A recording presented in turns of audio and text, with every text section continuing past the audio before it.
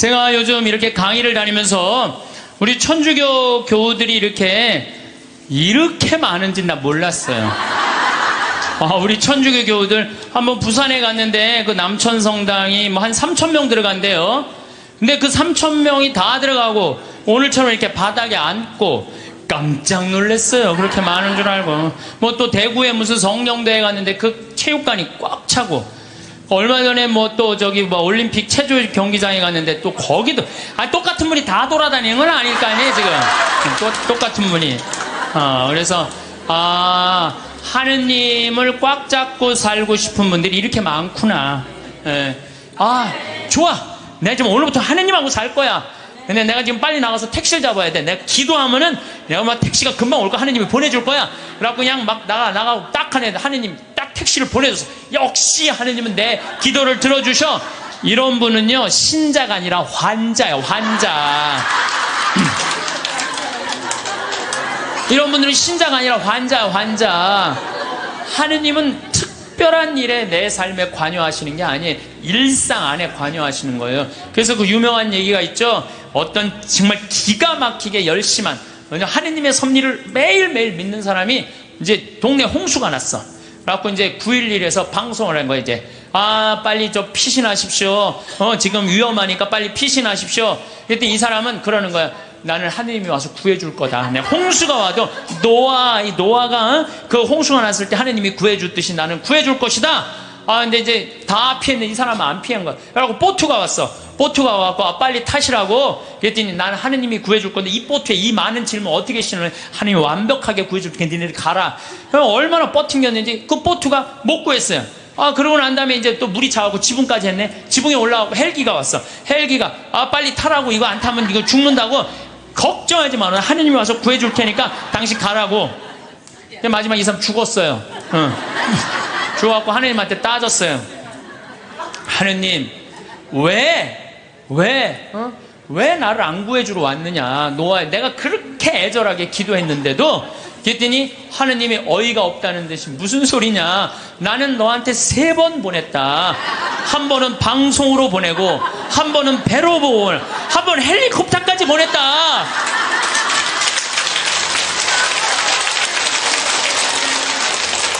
하느님을 만나는 일은요 어떤 대단한 기적이 일어나는 게 아니에요. 그냥 일상 안에서 내가 즐거우면 되고, 내가 행복하면 되고, 내가 이웃을 사랑하고, 정말로 오늘 하루 정말 감사하고 즐겁게 사는, 그게 기적인 거예요.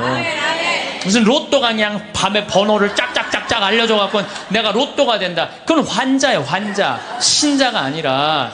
그래서 제가 지난 1, 2, 3회에 대해서도 뭐라고 말씀을 드렸냐면, 이 예수님은 지금도 우리 삶 안에서, 내 삶 안에서 관여하고 계신다.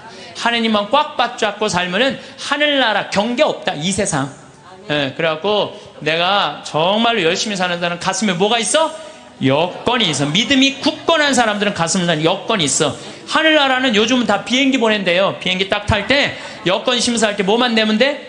여건 딱 내고, 어떻게 웃으면서 죽을 때 나 1조 이거 어떻게 하면 좋아? 발버둥 치지 마시고 죽을 때 통장에 500만 원 딱 남기고, 자, 이 세상 나는 이제 그리던 하늘나라 떠난다. 여행 탈 때 비행기 타면 막 가슴이 설레잖아요. 죽는 것도 설레는 일이에요. 죽는 거 설레는 일 아니에요? 새로운 삶으로 올라가는 과정인데 얼마나 설레. 그러니까 설레니까 우리 그냥 그 최 신부님 손잡고 우리 마리아 할머니가 씩 웃으면서 이 세상 떠나듯이 여러분들도 마지막 날 웃으면서 떠날 수 있는 그런 분들 되기를 바라겠습니다.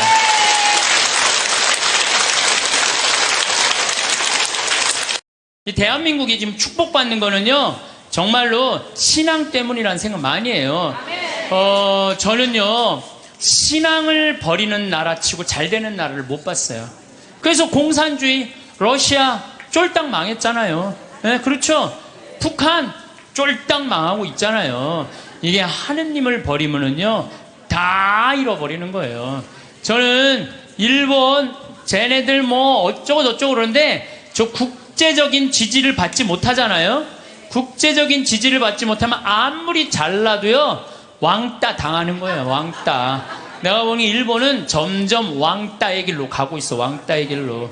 이게요, 우리나라도 마찬가지예요. 우리나라도 이제 먹고 살만하다고 다른 나라 무시하고, 여기 우리나라에 지금 뭐 외국인들 한 140만 명이 들어와 있대잖아요. 우리가 미국에 가고 얼마나 서름 많이 받았어요. 그런데 아니 지금 우리나라에 들어와 있는 뭐 방글라데시 사람들, 베트남 사람들, 이런 사람들 귀하게 여기지 않잖아요. 그게 다시 다 고통으로 돌아와요. 우리가 정말로 그런 사람들 따뜻하게, 이제는요 단일 민족 끝났어요. 단일 민족으로 이 나라를 유지할 수가 없어요. 그리고 시대가 어떤 시대인데 단일 민족 이거 따져요. 이거 꼭 아들 따지는 집하고 똑같은 거야. 아들 따지는 집하고. 이제는 지구는요 글로벌한 시대야. 이제 완전히 비행기가 있기 때문에요 한 집안이야. 그래서 생각을 완전히 바꿔야 돼. 다 하느님의 분신이라고 생각하면 돼. 예수님의 분신, 예수님의 분신이라고 생각하고 잘 대해주시면은 이게 나중에 다 덕으로 돌아와요. 그래서 옛날에 우리 어른들이 베푼 끝은 있다고 그러냐. 베푼 끝은. 그래서 여러분들 베푸는 삶, 이게 우리 국민들끼리만 아니더라도 지금 아프리카, 그냥 어렵게 사는 사람들, 방글라데시, 저 남아메리카, 고통스럽게 사는 사람들이 얼마나 많아요. 우리가 할 수만 있다면 그들을 도와주는 것도 아름다운 하늘나라 꾸미는데 중요한 일이 아닌가, 그런 생각을 저는 합니다. 어쨌든 하느님을 꽉 붙잡고 살려면은 우리는 끊임없이 우리 삶에서 기다려야 돼. 기다려. 우리는 성모님이 아기 예수님을 성전에서 봉헌한 이야기를 잘 알고 있습니다. 이때 성전에서 80살이 다 된 시메온은 성전을 떠날 수가 없었어요. 왜? 죽기 전에 하느님의 아들을 보게 될 것이라는 예언을 들었어요. 너 죽기 전에 하느님의 아들을 볼 것이다. 근데 보기 전에는 죽어 못 죽어? 못 죽는 거예요. 못 죽는 거예요. 루카복음 2장 25절을 보면은요, 예루살렘에 시몬이라는 사람이 있었다. 이 사람은 의롭고 독실하며 이스라엘이 위로받을 때를 기다리는 이였는데 성령께서 그 위에 머물러 계셨다. 성령께서는 그에게 주님이 그리스도를 뵙기 전에는 죽지 않으리라고 알려주셨다. 그가 성령의 이끌로 성전으로 들어갔다. 그리고 아기에 관한 율법의 관례를 준수하려고 부모가 아기 예수님을 데리고 들어오자 그는 아기를 두 팔에 받아안고 이렇게 하느님을 찬미하였다. 주님, 이제야 말씀하신 대로 당신 종을 평화로이 떠나게 해주셨습니다. 제 눈이 당신의 구원을 본 것입니다. 이는 당신께서 모든 민족들 앞에서 마련하신 것으로 다른 민족에게는 계시의 빛이시오 당신 백성 이스라엘에게는 영광입니다. 한나라는 할머니도 84살이나 될 때까지 구세주를 기다려요. 성전을 떠나는 일 없이 단식하고 기도하며 밤낮으로 하느님을 섬겼다. 한나 역시 구세주를 두 눈으로 볼 수 있었어요. 이 사람들은 평생 성전 앞에서 누구를 기다린 거야? 구세주를 기다린 거예요. 그리고 그냥 그 아기 예수님, 완성되지도 않고 그냥 그 아기만 보고도 이 사람들은 큰 기쁨을 누릴 수 있게 된 거죠. 우리 신앙생활은요, 기다림의 연속이에요. 내 삶에 예수님께서 언제 문을 두드릴지 깨어 기다려야 한다는 거죠. 만약 여러분들 딸 중에 관연한 딸이 있어. 노처냐, 시집도 안 가고 44인데 44 시즌에 딱 들러붙어 있어. 하도 답답하길래 점집에 가서 물어봤어. 우리 딸이 언제 시집을 가느냐고. 그랬더니 점쟁이가 딱 하더니 저 동북 쪽에서 올해 사람이 올 것이라고. 동북 쪽이면 내가 사는 강원도잖아요. 강원도. 내가 사는 강원도 평창, 사람이 올 것이라고. 근데 내가 음식점을 하는데, 근데 이마에 점이 하나 있다, 그 남자가. 그럼 여러분들 집에 가게 먹으러 들어오는 사람마다 이마에 점 있는 사람 여러분 어떻게 볼 것 같아요? 혹시 저 사람이 아닐까? 혹시 어느 쪽에서 오셨어? 전라도 아니구나. 동북 쪽이라고 그랬는데, 혹시 어느 쪽에서 오셨어? 경상도 아니다. 혹시 어느 쪽에 오셨어? 나 평창에서 왔는데, 혹시 이 사람이 아닌가? 여러분들 한 사람 한 사람마다 관심 있게 쳐다볼 것 같아요? 안 쳐다볼 것 같아요? 쳐다보죠? 신앙도 똑같다는 거예요. 우리가요, 언제 하느님이 내 삶에 들어올지 몰라요. 그래서 그 만나는 내 삶 안에서 순간순간 하느님이 나에게 과연 지금 무슨 말씀을 하실까? 눈을 부릅뜨고 기다리는 게 신앙 생활이라는 거죠.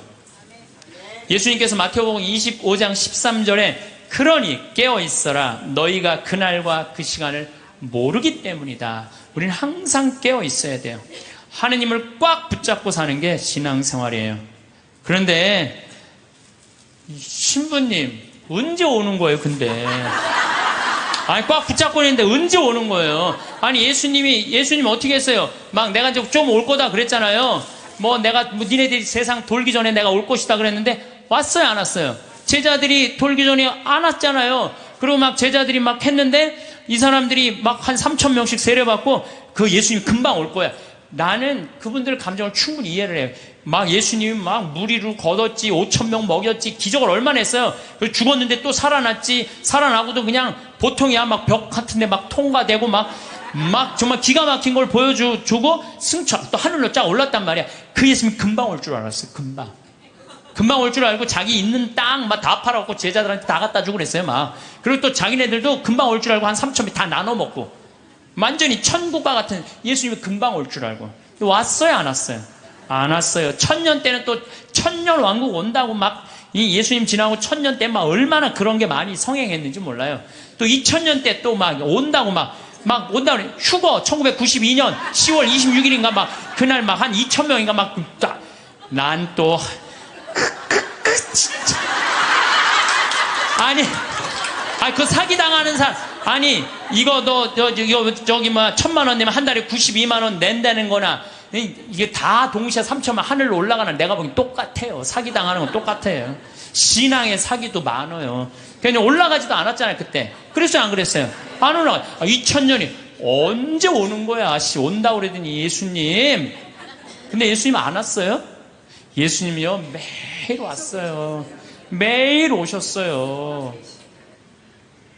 이 예수님이 이제 승천하시고 난 다음에 제일 먼저 상징적으로 온 사람이 누구예요? 사도 바오로잖아요. 사도 바오로가 스테파노 죽을 때 어떻게 했어요? 옷을 들고 있었어요. 옷을 지키고 있었어요. 당시에 사람을 죽이려고 그럴 때 옷을 지키고 있는 사람은요 가장 앞장서는 사람이래요. 사도 바오로 가장 앞장선 사람이야. 스테파노 돌 쳐 죽이려고 그럴 때. 그 다음에 다마스커스로는 아예 내가 그리스도인 잡아 죽이려고 아주 증명서까지 받고 갔어요. 근데 그냥 거기서 그냥 가는 길에 예수님이 한 대 때리죠 라고 말해서 떨어져요. 떨어지면서 예수님이 뭐라고 그래요? 사울아 사울아 왜 너 나를 박해하느냐? 왜? 아니 당신 누구냐고. 네가 박해하는 그리스도인 예수다. 예수님이 우리를 분신으로 생각해야 안 해요? 여러분들 저나 다 예수님의 분신이에요. 그 사울이 3일 동안 눈 멀어갖고 이제 눈이 비늘 같은 게 떨어진다니 정신이 차렸잖아요. 예수님 안 오신 게 아니에요. 바오로 사도한테 왔어요. 재림하신 거예요. 재림하신 거예요. 그러니까 하느님의 섭리는 예수님 승천하고 끝난 게 아니야. 그때부터 성령께서 오신 거예요. 예수님 말씀대로. 내가 가야 누가 온다? 성령이 온다 그랬잖아요. 내가 가야 성령이. 그러니까 성령이 온 세상에서 활동하고 계셔. 그리고 내가 베네딕토 아니야. 베네딕토. 우리 베네딕토 성인 480년 전에 수도원에 기초를 놓으신 분 아니에요. 근데 이 베네딕토 성인이 하도 수도원 규칙을 세게 해갖고 반대하는 신부가 베네딕토 성인이 수비학고라는 곳에 거기서 이렇게 바위에 들어가고 기도했거든요. 거기다 독을 타요. 독을 타갖고 빵 내리는데 그 까마귀가 갖고 날아가요. 그러면서 내가 저분을 하느님이 돌보는 분은 그래요. 하느님의 섭리는요 매 순간 있어요. 내가 이번에 나폴리에 갔어요. 거기에 주교님이 성인이면 야누아리우스라는 주교님이야. 350년경에 순교했는데 그분의 이제 시신이 이제 여기 성인 시신을 우리도 김대건 신부님 그냥 다 온 세상 다 뜯어져 있잖아요. 턱뼈는 신학교가 있고 다리는 미리네가 있고 그냥 성인 그냥 시신. 그래갖고 이제 이 야누아리우스 성인도 막 시신이 떠돌아다니다가 900년에 다시 나폴리로 가요. 나폴리로 갔는데요. 이 놀라운 일이 벌어져요. 5월 첫째 주와 성인이 순교한 9월 19일 날은요. 이 성인의 그 굳은 피가요. 녹아요. 근데 이게 1000년 동안 똑같이 녹는 거예요. 이 사람들이 의심이 얼마나 많아. 아무리 이걸 95도가 돼도 평상시에는 안 녹아요. 그럼 온도 때문에 녹는 거 아니냐. 그래갖고 그냥 실험을 또 하고 95도에 안 녹아. 그런데 5월 첫째 주하고 9월 19일 날은 어김없이 녹는 거예요. 이게 이해할 수 없는 일들이 너무너무 많이 벌어지는 거예요. 이게 다 하느님의 섭리. 하도 의심이 많으니까 하느님이 중간중간 삶 안에 있는데도 우리한테 보여주는 거지. 또 내가 제일 좋아하는 프란치스코 성인, 1180년에 태어나서 1226년에 돌아간 프란치스코 성인, 아버지 포목 장수였어요. 너무너무 부잣집 아들이었어. 근데 프란치스코 성인이 어디 뭐 전쟁에 갔다가 그냥 감옥 1년 있다가 와갖고 하느님이 그러는 거야. 예수님이 너 내 교회를 일으켜라. 내 쓰러진 교회를 일으켜라. 이 성인이 무슨 말인지 몰랐어요. 그래갖고 일으켜라? 내가 가난한 사람 도와주라는 얘기인가 보다. 아버지 포목 그 옷 훔쳐다가 가난한 사람 다 나눠줘요. 가난한 사람들 다 나눠주니까 아버지가 어떻게 해요? 에? 이놈의 새끼 이거 내 아들 아니다. 내 재산. 아버지 돈밖에 몰랐던 거지. 그래갖고 그냥 그 주교 앞에서 저기 뭐야 내 아들 이거 아들 안 하는 걸로 그랬더니 프란치스코 옷을 다 그 유명한 장면 있잖아요. 옷을 완전히 벗어서 아버지 앞에 주면서 오늘부터 내 아버지는 하느님이라고. 그러니까 주교님이 이렇게 옷을 감싸주잖아요. 귀도 주교님이. 그리고 이제 이 제2의 그리스도. 나는 아시시에 3번을 갔어요. 우리 프란치스코 성인이 돌아가시기 2년 전에는 이 오상반. 참, 이 오상이라는 것도요, 특별한 은혜 같아요. 고통스럽게. 근데 프란치스코 성인, 이번에 내가 우리 직원들하고 이제 아시시에 갔을 때, 이번에는 또 다른 은혜를 느꼈어요. 다른 때는 뭐 장미 그 밭이 있어요. 프란치스코 성인이 성욕을 못 견뎌갖고 장미밭에 굴른 데가 있어요. 근데 그게 지금 800년이 지났는데도 그 자리에는 가시가 안 나는 거예요. 그 자리에는. 그래갖고 또 사람들이 의심이 얼마나 많아요. 그러니까 그 장미를 뽑아서 옆쪽 밭에 하면 가시가 나는데 가시 난 거를 다시 프란치스코 성인이 굴른 자리에 갖다 심으면 안 나. 그러니까 예수님이 그 기가 막힌 마음을 귀하게 여긴 거죠. 그리고 또 프란치스코 성인 보고 따라간 사람이 누구 있어? 글라라.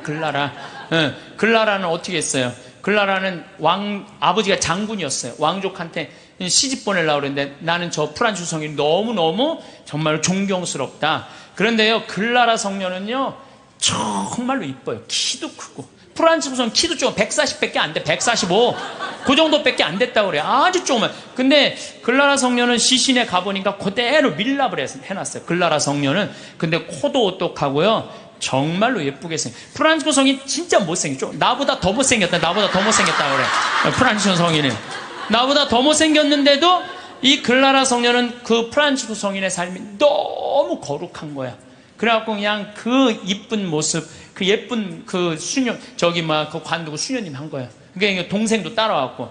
그러니까 그냥 프란치스코 성인도 아버지도 나중에 어떻게 해? 그 재산 다 팔고 수도자 돼요.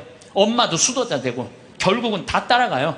그러니까 아버지가 장군이나 아버지가 얼마나 박해를, 그 아버지 죽고 엄마도 이 수녀님이 돼요. 그러니까 프란치스코 성인하고 글라라 성녀가 두 집을 다 말아먹었어요. 다 말아먹어. 수도자로. 응. 그런데 이제 그 이슬람 십자군 전쟁할 때 이슬람군이 와서 수녀원을 전부 다 침공하려고 그래요. 그럴 때 수녀님들이 빨리 도망가자. 근데 글라라 성녀가 그래요. 우리가 어딜 도망가냐.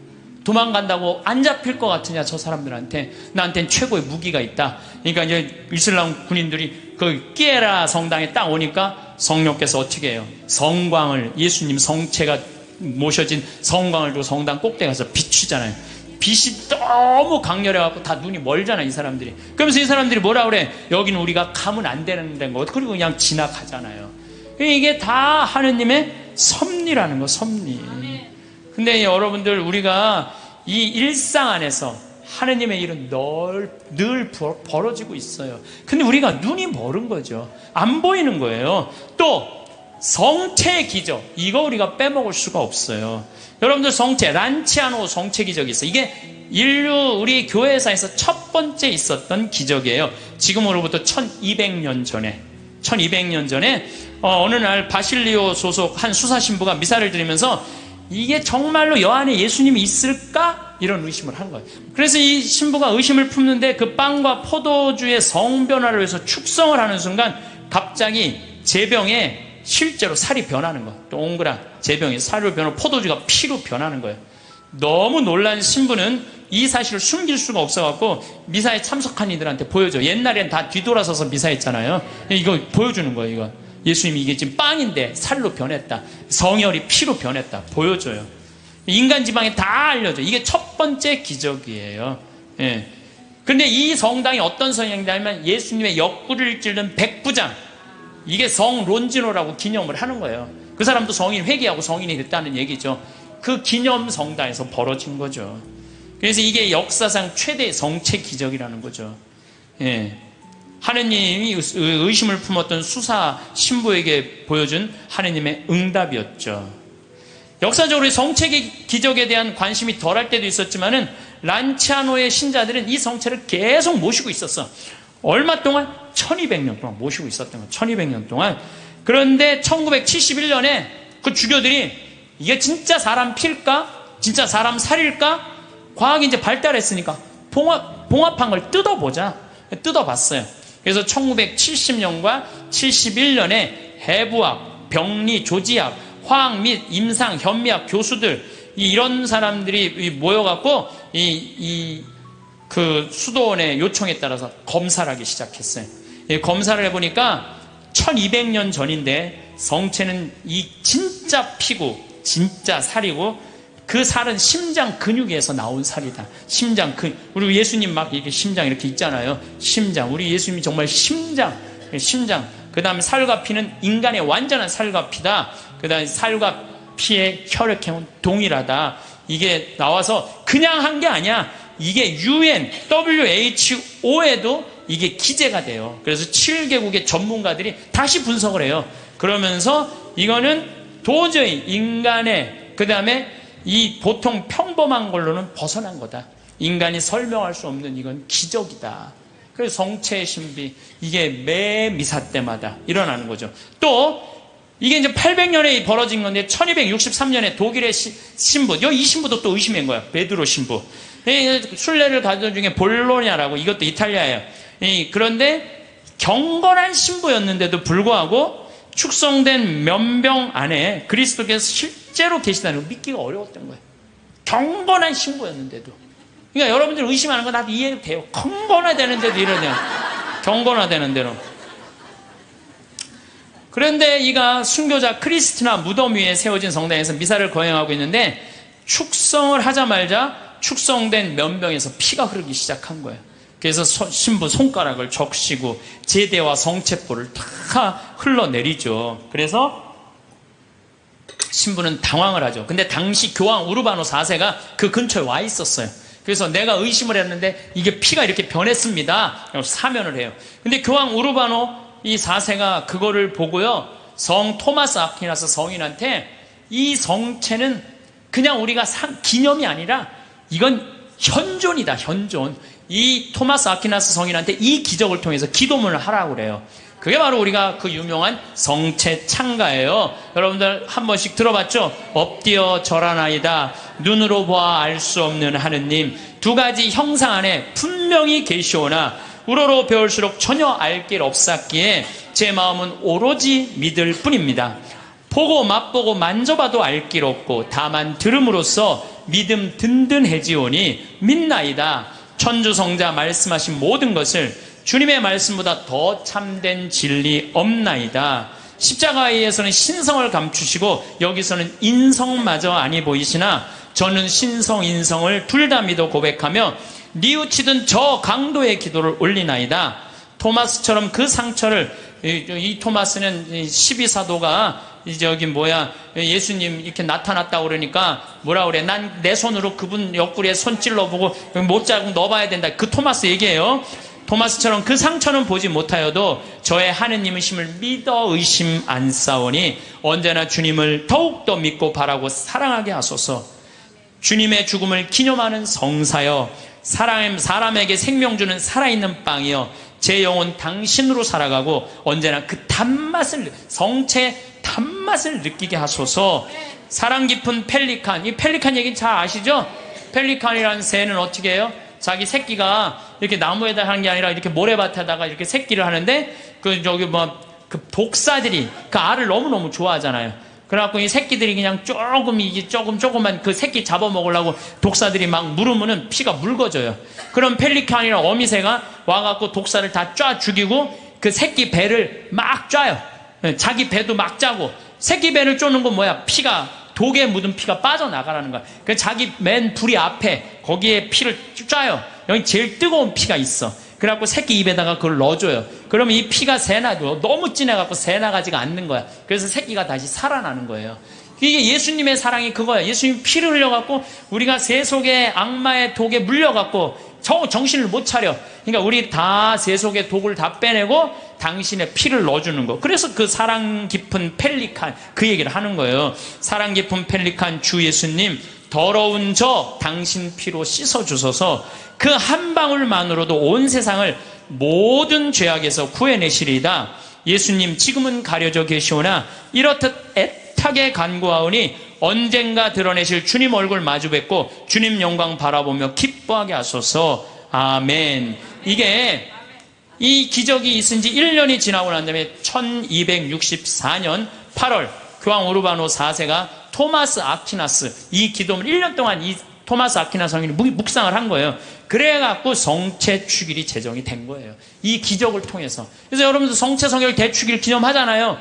이게 이런 사연으로 생겨난 거예요. 이런 사연으로. 예, 그래서 정말로 이런 것들을 보면은 참 우리 신앙은요 그냥 지나갈 게 하나도 없어. 다 정말 황금이에요. 황금. 예, 또 시에나의 성체기죠. 이거는 이제 훌쩍 또 넘었어. 1700년에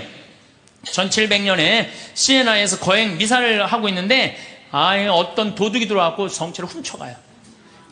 그때는 옛날에는 우리 성체를 어떻게 했어요? 성체 영화로 갈 때 침 뱉으면서 성당 갔어요. 퇴퇴퇴. 왜? 거룩한 성체 영화인데 침 넘어가면 안 된다고. 퇴퇴퇴 뱉으면서 갔어요. 그리고 몇 시간 전에 공복제 24시간 하루 종일 굶었어요. 요즘은 뭐 30분으로 줄어들었지만 세상 좋아졌어요. 그래서 옛날에 그 왕림성당 125주년 한다고 그러는데 그 왕림성당에 그 동네 사람들이 다 갈 때요 너무 배가 고파고 하루 공복제를 지켜야 되니까 물 먹고 간 거 물 먹고 시내 물 먹고 그리고 이 태태태 침 뱉고 성체 깨끗하게 모신다고. 그런데 옛날에는 성체가로 떨어지는 것도 무서워서 쟁반 가지고 어떻게 했어요? 다 바쳤잖아요. 그러면 혀로 하면은 쟁반 그것도 나 어렸을 때 복사해갖고 그 쟁반 난 또 주교자 성당에서 쟁반 돼갖고 복사할 때 죽어 한 1000번 이렇게 하고 나면요 올 때마다 여러분들은 아멘 혀로 내밀었잖아요. 기억나요? 네. 그러니까 그 성체도 다시 다 쟁반하면은 제대해서 다 닦았다고요. 그런데 이 성체를 잊어먹었다 난리 난 거예요. 그래갖고 그냥 신부들이 그냥 그거 하면 무릎 꿇고 24시간 동안 주교님한테 혼나고 그랬거든요 옛날에. 근데 이 성체를 도둑 맞았으니 이게 어떻게 난리가 났는데 3일이 지나서 소년 성가대회가 거기에 쌀독 가난한 이들한테 하는 그 쌀독에서 찾아내요. 그래갖고 그 성체를 이제 이거 명할 수가 없잖아. 그래갖고 모셔두는데 그래도 특별한 일 있을 때마다 해가 처음엔 300 몇 개를 잃어버린 거예요. 그런데 요즘은 뭐 223개 남았대요. 그런데 이게 300년이 지났는데도 하나도 안 변한 거예요. 이게 면역 밀떡은 조금 지나면 변하거든. 100년, 200년, 300년이 지났는데 하나도 안 변한 거예요. 이게 바로 하느님의 그냥 매일 하느님의 섭리는 벌어져. 여러분들 맨날 성체용하는 거 맨날 살아있는 예수님 용하는 거예요. 그게 매일 하느님이 어디 있는 거야? 왜 안 오는 거야?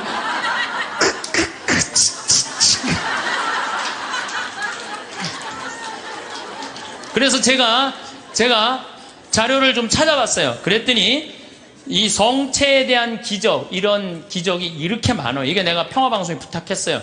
이거 전부 쫙 자막으로 좀 내리라고. 이 참 많은 나라에서, 많은 지역에서 성체, 빵이 살로 변한 기적들이에요. 이게 전부 다. 그러니까, 얼마나 답답했으면 예수님이 그렇게까지 했겠어요. 얼마나 믿음이, 이게 정말 없는 백성들, 예수님이 그렇게 해서 믿음을 강조한 거예요. 그래서 여러분들은 하느님은요 그냥 뭐 어디 멀리 있는 게 아니라 내 삶 안에 지금 이 자리에서 현존하시는 분이 하느님이라는 거예요. 그리고 내가 제일 좋아하는 성모님, 우리 성모님 발현 봐봐. 과달루페 성모님. 과달루페 1531년 12월 9일 57세 요한 디에고한테 나타나잖아요. 그래갖고 내 성당을 져라. 그러니까 주교님한테 가서 얘기하라고 그러잖아요. 주교님한테. 그래서 주교님 성당을 지뢰는데요. 그러니까 주교님 미친놈 취급하잖아요.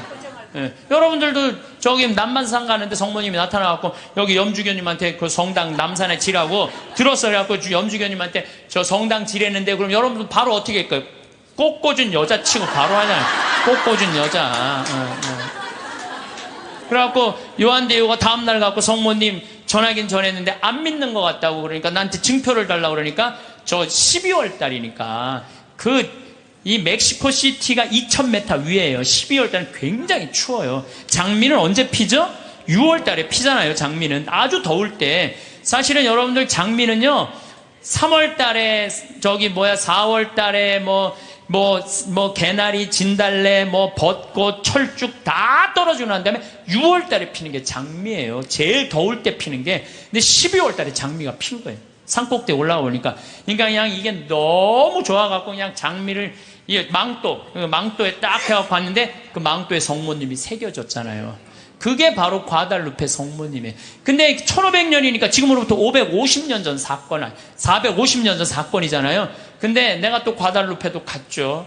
과달루페 갔는데 성모님이요, 이뻐도 아니 진짜로 진짜 그 기적의 그 성모님 그 망토가 그대로 모셔져 있어요. 또 어떤 사람이 저것 때문에 8년 만에 800만 명이 다 세례를 받은 거예요. 1531년 이 성모님 때문에. 그러니까 그리고 그냥 아메리카가 다 아메리카가 다 선교가 된 거 아니에요. 그러니까 그냥 폭탄을 던져요. 그래갖고 지금은 교황청에서 방화 유리로 딱 막아놨어요. 방화 유리로 보내갖고. 그런데 쫙 보면은요, 그 성모님이 사진에 보면은 엘리베이터로 가게 돼 있어요. 우리가 걷는 게 아니라 엘리베이터 딱 쓰면 쫙 지나가는 성모님 쫙 보면 엘리베이터 세 개 왔다 갔다. 그럼 또 뒤에 앞에 가고 쫙 가. 이렇게 보면은요 정말로 아름다워요. 성모님이 참 아름다운 것 같아. 그래서 그 성모님 발현 또 루르드 1858년 2월 10일부터 7월 16일까지 막 벨라데 때한테 나타나갖고 1854년에 무염시태의 어머니가 반포가 돼요. 원죄 없이 잉태된 성모님.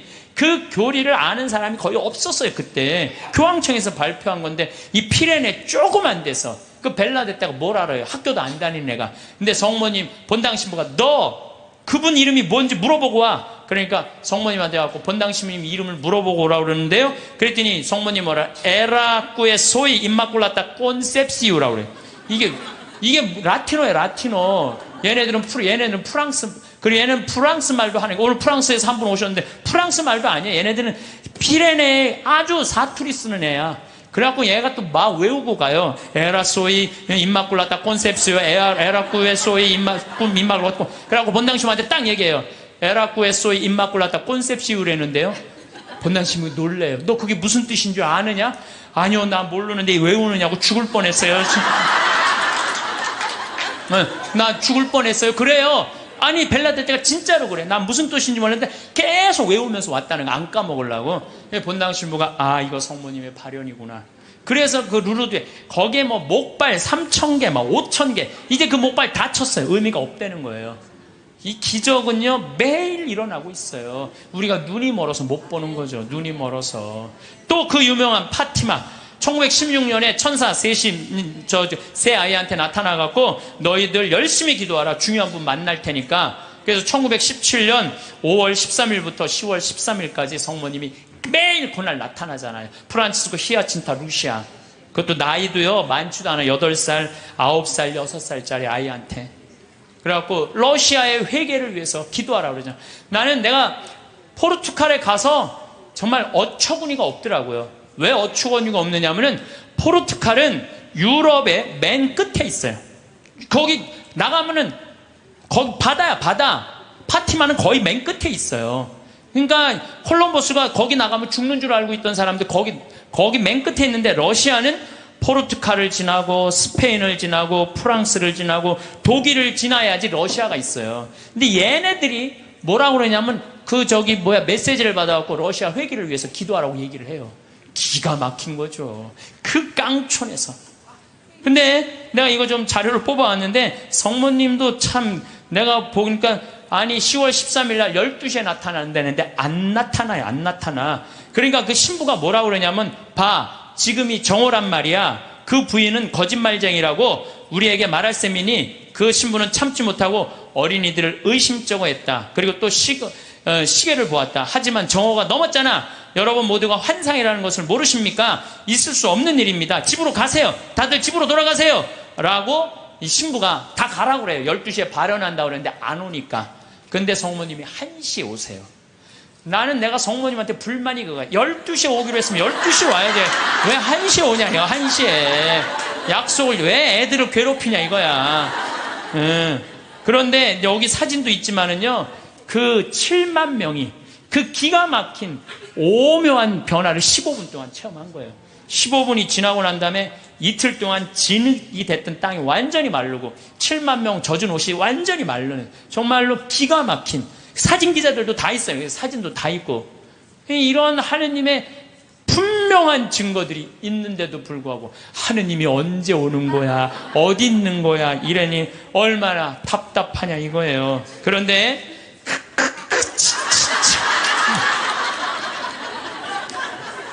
제가 여러분들한테 오늘 특별히 소개할 분은요, 과달루페 성모님도 아니고 루르드 성모님도 아니고 그 다음에 파티마 성모님도 아니에요. 오늘 여러분들한테 특별히 소개할 성모님은 르완다 성모님이에요. 르완다 성모님은 1981년 11월 21일 고등학교 16살짜리 여자의 알퐁신 무무레케라는 애한테 발현을 하세요. 르완다라는 나라는요, 제가 이번에 잠비아 가면서도 자세히 봤어요. 정말로 키베오 호수라고 아주 조그만 나라. 르완다는 1992년 3, 4년에 100만 명 학살한 그렇게 해서 여러분들 들은 나라예요. 그런데 이때 성모님이 나타나고 이 학살을 미리 예언을 해요. 회개하라고. 근데 이 아이는 너무 외로웠어. 자기가 너무 힘들었어. 그래서 성모님한테 뭐라고 그러냐면은 성모님 나 너무 힘들어요. 외로워요. 그러니까 성모님이 나타나요. 그래서 나는 너를 위로하러 하늘에서 왔다 하시면서 메시지를 전해주길 바래요. 혹시 여기 계신 분들 외롭고 힘든 분들 많을 거예요 아마. 또 어디 가서 찾아 성모님한테 나를 위로해달라고 그러면 성모님 위로해 주실 거예요. 이 성모님이 나타나는 동안 그 아이의 표현이 그래요. 너무 아름다운 부인이 나타나는데 얼굴이 까만색인지 하얀색인지 모를 정도로 하여튼 환상적으로 아름다웠다는. 그리고 다리가 안 보이는데 빛이 쫙 모든 아이들의 발현이 다 그래요. 그래서 사제가 성모님 발현이 하여튼 신부들이 문제야. 보면 다 반대하는 게 신부들이야. 신부들이 성모님 발현이 어디 있느냐 하면서 요즘 말하면 학교 짱한테 걔를 박해하라고 그래요. 라고 학교장이 무지하게 박해를 해요. 마리 끌레르라는 아이가 얘가 성모님이 막 발현하면 혼이 나갔을 때 머리카락을 막 잡아당겨요. 발현할 때. 그리고 막 손가락을 꺾고 힘껏 꼬집고 귀에 대고 소리를 막 질러. 그러는데도 얘는 그걸 몰라요. 발현 때는. 그 거의 탈원 상태에 들어가 자기를 괴롭히는 걸 모르는 거죠. 근데 1981년 1월 12일에 성모님께서 두 번째 학생한테 발현하세요. 17살 먹은 아나탈리 무카마진 파카. 이름이 무지하게 어려워요. 아나탈리 무카마진 파카한테 나타나요. 이 학생은 굉장히 신심이 두터운 학생이에요. 매일 수업 전에 묵주기도 하고 쉬는 시간에 성서 읽고 완전 우리 신학교 때처럼 얘 살았어 보니까. 근데 이 아이한테 성모님이 나타나고 메시지를 빨리 회개해야 된다. 이 르완다라는 나라는 그 메시지를 좀 큰 고통이 올 것이다 라는 메시지를 전해줘요. 근데 제일 놀라운 거는 이 마리 끌레르 막 꼬집고 꺾고 머리끄댕이 끌어당기는 한테 성모님이 보기에도 너무 했나봐. 얘한테 나타나요. 얘한테 1982년 3월 1일 날 두 소년을 괴롭히던 마리 끌레르에게 나타나요. 나타났을 때 얘가 너무 아름다운 부인이 자기한테 찾아왔을 때 환시를 부정합니다. 왜? 자기가 박해했잖아. 애들 둘을 괴롭히고. 이 10대 소녀는 자신이 조롱하고 공격했던 두 소녀가 자기를 속이는 거라고, 성모님이 나타나 속인 거라고 확신해요. 속인 게 아니라 자기가 미쳤거나 악마에 사로잡혔다고 생각을 해요. 그러나 성모님의 안심시키는 목소리로 마리 끌레르는 완전히 사람이 변해요.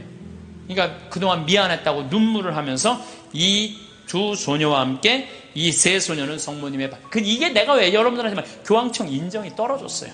교황청에서 그건 확실한 성모님 발현이다. 근데 사실은 여기에 더 놀라운 거는 셰가타샤라는 남자아이예요. 이 남자아이한테 누가 나타나요? 예수님이 나타나요. 예수님이. 근데 문제는 얘는 성당에 안 다니는 애예요. 뭐 성당에 안 다니는 사람한테도 많이 나타나요. 그래서 저는 이게 이제 평화방송에도 나가겠지만 가끔 이런 얘기를 해요. 우리 교회에만 구원이 있다 이렇게 말하는데 그거는요 모르는 소리예요. 아니 그럼 얘한테 나타나지 말아야지. 그렇지 않아요? 그런데 뭔데 이 동네는 아예 예수님을 모르는 동네예요. 그리고 여러분들 아프리카 가봤어? 안 가봤으면 말을 하지 마세요. 아프리카는 우리가 생각하는 것처럼 전선이 있는 것도 아니고 방송이 있는 것도 아니에요. 그러니까 내가 밤에 한번 다녀봤는데 진짜 이 사람들이 차가 없으니까 다 걸어 다녀요. 나 저 경상도 시골에서 살 때 그 어렸을 때 가면 막 귀신 나온다 불빛 막 이상한 불빛 그거하고 똑같아 지금도. 그러니까 시골은요 완전히 차단된 데야. 거기는 성당도 없고 교회도 없고 아무것도 없는 애야. 얘는 학교도 안 다니는 애야. 성당이 예수님이 뭔지도 모르는 애야.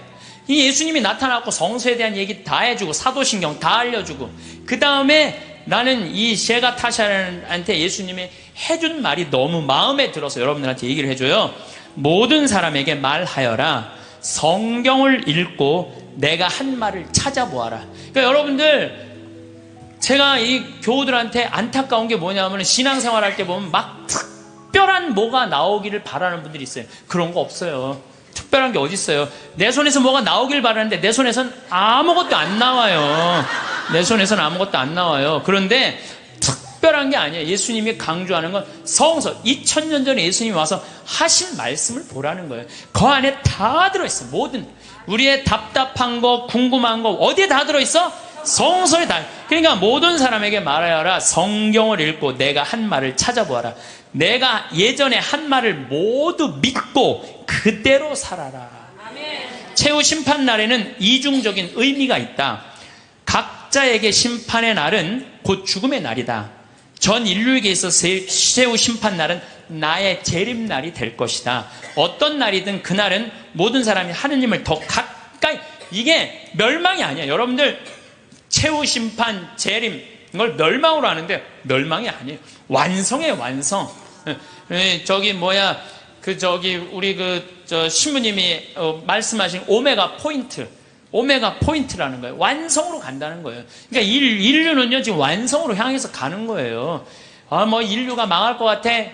2000년 전, 1000년 전에 비하면요 지금처럼 건강한 적이 없어요. 지금처럼 전쟁이 없는 적이 없어요. 지금처럼 건강한 적. 여러분들 생각을 해봐. 200년 전에 이 중에 70%는 다 종으로 살았어요. 사람 같지도 않게 살았어요. 이 중에는. 그렇죠? 양반 비율이요. 충청도가 제일 많았는데 15%였어요. 15%. 나머지는 다 평민, 상민, 종으로 살았어. 나머지는 다. 그러니까 지금 여러분들 시대가 좋아서 종이 어딨어. 그렇지 않아요? 굉장히 건강해진 거예요. 긍정적인 눈으로 바라보셔야 돼. 또 요즘 아주 1968년 이탈리아 로톤도의 비오 신부님, 이 신부님 책을 한번 사서 읽어보세요. 정말로 하느님의 섭리가 그대로 드러나신 신부님이 이 비오 신부님이에요. 비오 신부님은요 정말 평생 오상 받았어요. 근데 이 신부님도요 이 오상이 싫었던 거야. 왜? 이게 사람이 자꾸 이렇게 쳐다보고 막 와서 확인하고 그러니까. 그래서 처음에 감춰요. 막 붕대로 쌓아요. 오상을. 그러다가 하다 안 되니까 오상을 드러내 놓으셔요. 그러니까 사람들이 너무 많이 모이니까요. 또 위에서 또 반대해요. 너 미사하지 말고 고해성사하지 말라고 혼자 해라고 순명을 하세요. 이 신부님이. 정말 생기기도 이 신부님은 잘생겼어. 아주 잘생긴 신부님인데 그리고 의사들이 붙어요. 왜? 50년 동안 오상을 입었으니까 이게 병으로 오염되지 않을 거나 계속. 그런데도 오염되지 않은 채로 50년을 가고 이게 비오 신부님이 물어봐요. 나 이거 언제 끝나느냐고. 너 죽는 날 끝난다. 그런데 놀랍게도 신부님이 돌아가시는 날 이게 싹 치유가 돼요. 돌아가시는 날. 예. 이게 살아있는 하느님의 증거죠. 하느님께서는요 끊임없이 활동하고 계셔요.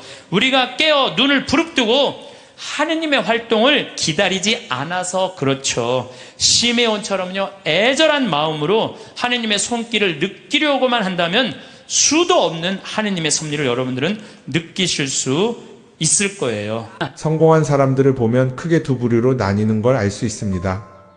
하나는 자신이 성공했다고 여기저기 떠벌리고 다니는 사람들, 그리고 또 하나는 조용히 아무 말 없이 자기 삶을 사는 사람들입니다. 우리는 흔히 성공을 하면 자연스럽게 자랑하고 싶어질 거라고 생각하죠. 좋은 차를 사고 비싼 시계를 차고 SNS에 멋진 사진을 올리고 싶을 겁니다. 왜냐하면 그렇게 하면 남들이 나를 더 인정해 줄 거라고 믿으니까요. 하지만 현실은 그렇지 않습니다. 오히려 진짜 성공한 사람들은 그렇게 행동하지 않습니다. 왜냐하면 보여줄 필요가 없기 때문입니다. 돈이 많다고 높은 자리에 있다고 유명하다고 해서 굳이 그걸 드러낼 필요는 없습니다. 그걸 아는 사람들은 이미 알고 있고 모르는 사람들은 알 필요가 없죠. 그런데도 굳이나 성공했다고 떠드는 사람들이 있습니다. 그런 사람들은 왜 그럴까요? 간단합니다. 그 사람들은 사실 그렇게까지 성공한 게 아니기 때문입니다. 우리는 종종 SNS에서 성공한 사람들을 봅니다. 해외여행을 가고 고급 레스토랑에서 밥을 먹고 멋진 차를 타고 다니는 모습? 그런데 가만히 보면 그런 걸 보여주는 사람들은 언제나 뭔가를 팔고 있습니다. 강의를 팔든 자기 브랜드를 홍보하든 아니면 단순히 자기 자존감을 유지하려고 하든 간에 결국 목적이 있는 거죠. 진짜 부자들은 그렇게 하지 않습니다. 오히려 조용히 아무도 모르게 자기 일을 합니다. 왜냐하면 자랑해서 얻을 게 없기 때문입니다. 오히려 괜히 잘난 척했다가 사람들에게 이용당하거나 시기와 질투를 받거나 쓸데없는 오해를 사는 게 더 피곤합니다. 이건 단순한 돈 이야기가 아닙니다. 사회적인 성공을 이룬 사람들도 마찬가지입니다. 진짜 실력 있는 사람들은 자기 실력을 굳이 떠벌리지 않습니다. 왜냐하면 그럴 필요가 없으니까요. 자기 분야에서 최고라면 사람들이 먼저 알아서 찾아옵니다. 반대로 실력이 부족한 사람일수록 자기를 포장하려고 애씁니다. 우리가 흔히 듣는 말이 있죠. 빈수레가 요란하다. 이 말이 괜히 있는 게 아닙니다. 정말 내실이 있는 사람들은 굳이 시끄럽게 굴지 않습니다. 반대로 겉만 번지르르한 사람들은 자기가 얼마나 대단한지 떠들고 다닙니다. 이걸 좀 더 현실적인 예로 들어볼까요? 동창회에 나가면 꼭 이런 사람이 있습니다. 옛날에는 별거 아니었는데 갑자기 잘 됐다고 나타나서 자기가 얼마나 성공했는지 자랑하는 사람. 처음에는 다들 와 대단하다 하고 들어주지만 시간이 지나면 어떨까요? 대부분 속으로 이렇게 생각할 겁니다. 저 사람 뭐 저렇게까지 티를 내? 결국 그런 사람은 점점 멀어지게 됩니다. 반면에 정말 성공한 사람들은 조용합니다. 굳이 자기가 어떻게 살고 있는지 설명하지 않죠. 그런 사람들은 오히려 주변에서 먼저 알아보고 자연스럽게 존경을 받습니다. 그게 진짜 성공입니다.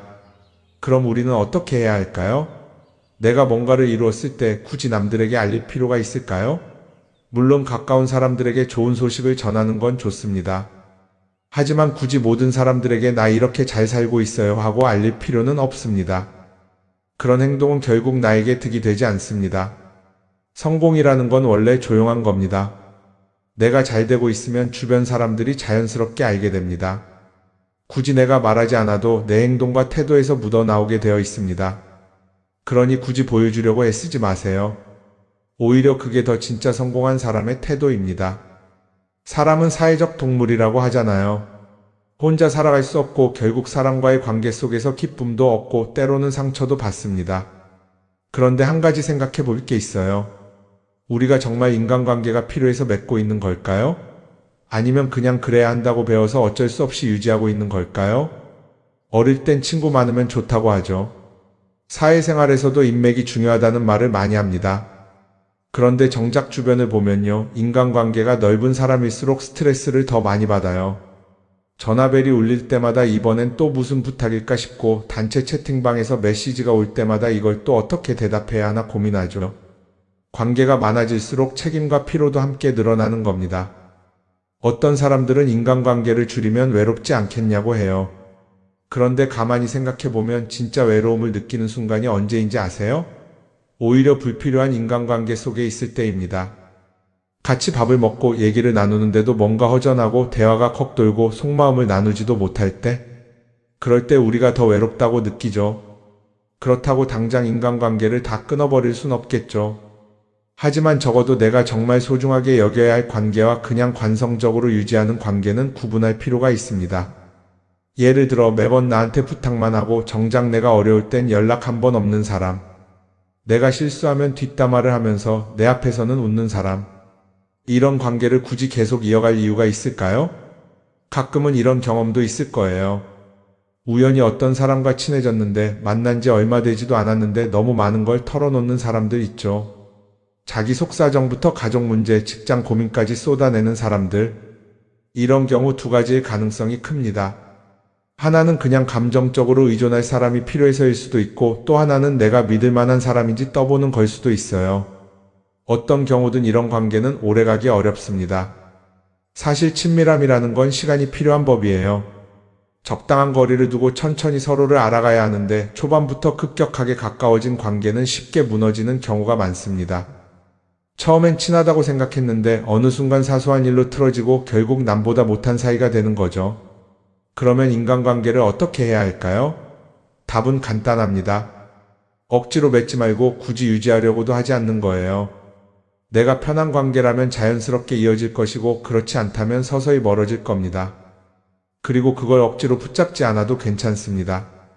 관계를 유지하는데 에너지를 쓰기보다는 정말 소중한 관계에 집중하는 게 더 낫지 않을까요? 어떤 사람은 내가 인간관계를 줄이면 나중에 나 혼자 남는 거 아니냐 걱정하기도 해요. 그런데 생각해보면요, 진짜 나를 위하는 사람은 많지 않아요. 인간관계를 줄인다고 해서 완전히 혼자가 되는 게 아닙니다. 오히려 불필요한 관계를 정리하고 나면 남아있는 관계들이 더 단단해지고 가치 있게 느껴질 겁니다. 예전엔 인맥이 자산이라는 말을 많이 했어요. 그런데 요즘은 꼭 그렇지도 않죠. 오히려 불필요한 인간관계가 많으면 그게 짐이 될 수도 있어요. 적당한 거리, 적당한 선. 이걸 잘 지키는 게 결국엔 가장 편한 인간관계를 유지하는 방법 아닐까요? 한번 곰곰이 생각해 보세요. 지금 내 주변에 있는 사람들 중에서 내가 정말 편하게 만날 수 있는 사람이 몇 명이나 되는지, 내가 억지로 맞춰주고 있는 관계는 없는지. 관계를 줄이면요, 외로워지는 게 아니라 오히려 더 자유로워집니다. 그리고 자유로워진 만큼 내 인생에서 정말 중요한 것에 집중할 수 있게 됩니다. 인간관계 너무 많은 걸 신경 쓰다 보면 정작 중요한 걸 놓칠 수 있어요. 그러니까 이제는 한 번쯤 정리해보는 것도 나쁘지 않을 겁니다. 사람들이 돈을 많이 벌고 싶어 하는 이유가 뭘까요? 단순히 돈이 많으면 좋으니까? 물론 그것도 있겠지만 사실 돈을 원하는 진짜 이유는 더 나은 삶을 살기 위해서겠죠. 그런데 문제는 돈을 많이 번다고 해서 반드시 삶이 나아지는 건 아니라는 겁니다. 오히려 더 많이 벌수록 더 많이 쓰게 되는 경우가 많아요. 가끔 이런 생각해 본 적 없으세요? 예전에는 돈이 지금보다 훨씬 적었는데 이상하게 그때가 더 여유로웠던 것 같다. 왜 그럴까요? 사실 우리가 원하는 건 돈 그 자체가 아니라 돈을 통해 얻을 수 있는 자유인데 돈을 벌면 벌수록 그 자유를 잃어버리는 경우가 많아요. 더 좋은 차, 더 좋은 집, 더 좋은 옷을 사면서 점점 더 많은 돈이 필요해지고 결국엔 돈을 벌기 위해 또다시 일해야 하는 악순환에 빠지게 되는 거죠. 한번 생각해 봅시다. 우리가 정말 필요해서 뭔가를 사는 경우가 얼마나 될까요? 필요해서라기보다는 남들이 가지고 있으니까, 없어 보이기 싫으니까, 혹은 그냥 기분 전환을 위해서 소비하는 경우가 훨씬 많아요. 그리고 그런 소비를 할 때마다 스스로 이렇게 합리화를 하죠. 이 정도는 나를 위한 투자야. 그런데 가만히 보면 그 소비가 진짜 나를 위한 소비인지 아니면 그냥 사회가 만든 기준에 끌려가고 있는 건지 헷갈릴 때가 많습니다. 예를 들어 예전에는 스마트폰 하나면 충분했는데 이제는 스마트워치도 있어야 하고 무선 이어폰도 필요하고 태블릿도 있어야 할 것 같고 하나를 사면 또 다른 무언가가 필요해지는 시기예요. 사실 이건 우리가 그렇게 만들어진 겁니다. 광고도 그렇고 SNS도 그렇고 자꾸 우리에게 이렇게 말하죠. 이걸 사야 더 행복해질 수 있어요. 그런데 정작 그걸 사고 나면 어때요? 처음 며칠은 좋죠. 그런데 시간이 지나면 또 다른 걸 사고 싶어져요. 왜냐하면 물건이 우리를 오래 행복하게 만들어주지는 않거든요. 특히 요즘은 SNS가 이런 소비 심리를 더 부추기는 것 같아요. 예전에는 친구들끼리 만나서 나 새로 샀어 하고 자랑하는 게 전부였는데 이제는 SNS에 올리면서 전 세계 사람들에게 보여주잖아요. 그러다 보니까 남들도 다 뭔가를 사서 올리고 나도 따라해야 할 것 같은 기분이 드는 거예요. 그런데 중요한 건 그 사람들도 사실은 나와 똑같은 기분이라는 겁니다. 내가 남을 부러워하는 만큼 나도 누군가에게 부러움을 사려고 애쓰고 있는 거죠. 결국 끝없는 비교와 소비 속에서 진짜 중요한 걸 놓치게 되는 겁니다. 한번 이렇게 생각해보면 어떨까요? 만약 내가 지금부터 딱 1년 동안 불필요한 소비를 하지 않는다면 내 삶이 어떻게 변할까? 아마 처음에는 답답할 수도 있어요. 사고 싶었던 걸 참아야 하니까. 그런데 그걸 몇 번 참고 나면 어느 순간 깨닫게 될 겁니다. 내가 굳이 이걸 안 사도 괜찮네? 그렇게 불필요한 소비가 줄어들면 자연스럽게 돈이 쌓이겠죠. 그런데 돈이 쌓이는 것보다 더 중요한 게 있어요. 바로 마음의 여유가 생긴다는 겁니다. 돈을 쓰지 않는다고 해서 불행해지는 게 아니라 오히려 소비로부터 자유로워지면서 진짜 행복을 찾을 수 있어요. 물론 이걸 실천하는 게 쉽지는 않겠죠. 우리 주변에는 소비를 부추기는 것들이 너무 많으니까요. 하지만 적어도 이런 건 해볼 수 있습니다.